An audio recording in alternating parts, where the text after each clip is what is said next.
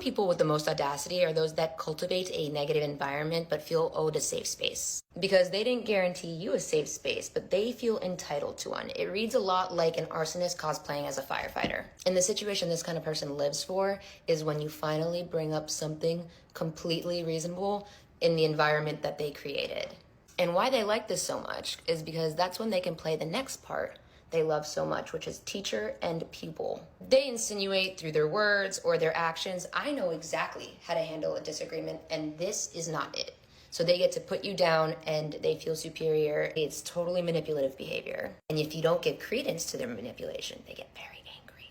They'll start out with a bunch of nothing statements, which are completely subjective, like, you need to handle your emotions better. There will barely be an acknowledgement for their part in this situation. So they say things like, you're insulting me, which is ironic because then they go right into insulting you. And when that's not good enough and they realize they don't have control over the situation, it makes them incredibly angry. So they must up the ante. And up the ante they do, because one of the only things they're sure of is this person is communicating with me. And in order to control and have power in this situation, they say, you know what? I'm not speaking to someone like you. You always do this and I shouldn't have to put up with it. Really getting carried away with this arsonist pretending to be a firefighter role. I had no idea you weren't open to conversation. You never expressed that desire until right now.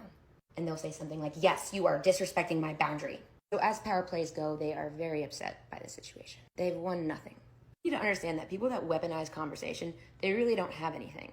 That whole power play is what? Insinuating that you will not stop speaking to this person, you're going to harass them day in, day out. That is very rarely, if ever, the case. They reason this person wants to speak to me. If I take that away from them, I have the power. I will punish them like they so deserve. The way you go about this is taking away power from their punishment. And there can be no punishment if there is no suffering. Putting a gag order on someone is pretty much like the definition of strong-arming them. Okay, well, if communicating with me is so distressing and it crosses your boundaries, may I suggest this? So there is no confusion. I can block you and you can block me. Does that sound okay with you? Now this infuriates them because now you are co-signing the punishment that was supposed to be solely theirs. They were the only one that was supposed to be getting any enjoyment and any control and any power from that. Now in my case, their response to that was they completely avoided my suggestion.